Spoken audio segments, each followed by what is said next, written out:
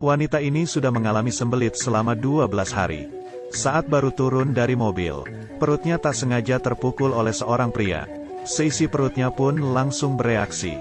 Keduanya beradu mulut dan bertengkar. Perempuan itu pun mengejar si pria hingga ke sebuah sawah. Namun sepertinya ia sudah tidak tahan lagi. Ia memegang perutnya sambil perlahan jongkok di atas tanah. Ekspresinya begitu gelisah. Mungkin kita masih bisa berjalan sambil menahan kencing. Tapi ini tidak berlaku saat menahan bab. Ia pun menyuruh pria itu agar segera pergi. Pria itu pun langsung membalikkan badannya. Namun tak lama kemudian, angin pun berhembus. Dan pria itu menarik napas dalam-dalam. Rasanya seperti ingin mati. Si wanita panik. Dan si pria terkejut. Citranya sebagai wanita yang cantik hilang karena hal memalukan ini. Karena khawatir, ia pun berusaha menutupi ini semua dari si pria. Namun, sekarang yang terpenting adalah bagaimana membuang semua kotoran di perutnya. Wanita itu sudah berkali-kali buang angin. Pria itu sadar diri dan akhirnya pergi. Sedangkan si wanita berusaha keras menahan babnya. Jika kotorannya benar-benar keluar sekarang, ia bersumpah akan kabur ke planet lain. Dia sekuat tenaga memegang bokongnya. Saat semuanya sudah berada di ujung tanduk, tiba-tiba sebuah kardus besar menutupi badannya. Di atas kardus itu juga terdapat sehelai baju. Pria ini ternyata baik juga.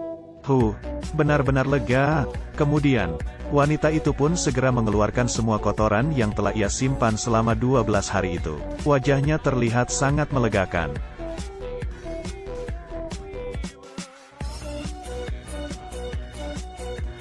Wanita ini bernama Alice, dan ia adalah orang kaya. Setiap hari ia tidur di atas kasur yang lebar, dan berangkat sekolah dengan mobil mewah.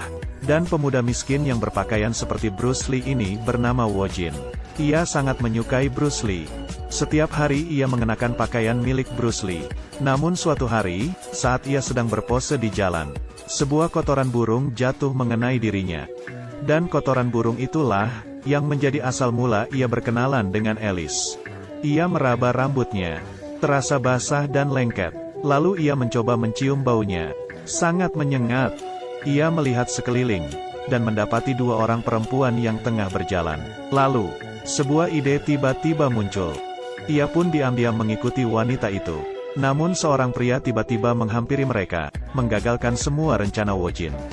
Ia segera mencari target baru. Namun gagal lagi. Kebetulan Alice baru turun dari mobil. Perutnya pun terpukul oleh tangan Wojin. Seisi perutnya mendadak ingin keluar. Keduanya pun bertengkar. Alice pun meledek baju kuning Wojin mirip seperti warna kotoran. Wojin pun kesal. Ia mengulurkan tangannya lalu berpura-pura minta maaf. Alice pun tanpa curiga menyalaminya. Wojin pun menggenggam erat-erat tangannya. Kini tangan Alice penuh dengan kotoran burung.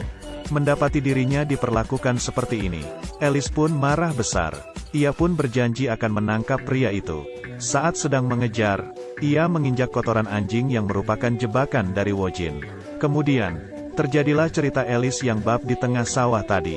Karena perbedaan sifat, Wojin dan adiknya, Julie bagaikan api dan air. Ribut saat makan sudah menjadi kebiasaan. Ternyata, hari ini adalah ulang tahunnya Wojin. Pagi harinya, Julie malah menghina baju Wojin. Wojin hanya tersenyum. Lalu ia mengambil botol saus tomat lalu menyemprotkan isinya ke baju adiknya. Julie adalah seorang fans berat dari bintang pop, dan terdapat wajah idolanya di bajunya itu. Kali ini, ia harus balas dendam. Ia pun menghubungi seorang pria bermasker, untuk berpura-pura mengadakan sebuah event, di mana semua orang yang berulang tahun hari ini, dapat mengambil biskuit dan kopi secara gratis. Mereka berdua pun tanpa ragu, menuangkan mustard ke dalam makaron, lalu menutupnya kembali, dan menuang segelas kopi, lalu menambahkan saus sambal ke dalamnya. Mereka pun menunggu momen itu untuk datang. Namun tak disangka, yang datang malah Alice. Alice menunjukkan kartu identitasnya. Aku hari ini berulang tahun. Tanpa berpanjang lebar, ia pun langsung mengambil makaron itu dan memuntahkannya. Pedas sekali. Ia pun buru-buru mencari minuman. Lalu mengambil segelas es kopi dan menengguknya. Lagi-lagi ia memuntahkan isi mulutnya.